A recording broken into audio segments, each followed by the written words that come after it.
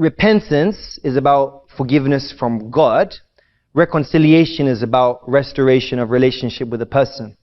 Now, the key thing is spiritual. So forgiveness from God is the most important thing to get your heart right with your Creator. Out of the overflow of a love for God, that reflects in our love for others. So God first, then to people.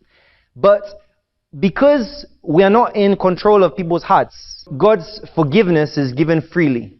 But the forgiveness of someone else is a gift they have to give you. You can't force them to give it to you. So the bigger picture here is that you get right with God and you do your best to reconcile. If someone is not ready for reconciliation, it's not your responsibility to force them, and you should not condemn yourself by their response. Because ultimately, every one of us has to walk the journey of faith individually. Salvation is personal.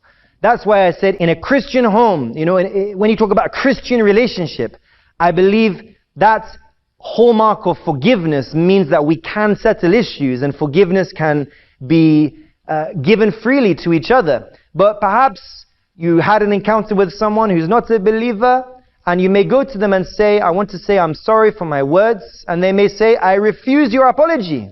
I'm not ready to accept it. Should you now go back and condemn yourself and then begin to revisit your past and fall into that trap of guilt and condemnation because of the person's response? No. You have done what is right.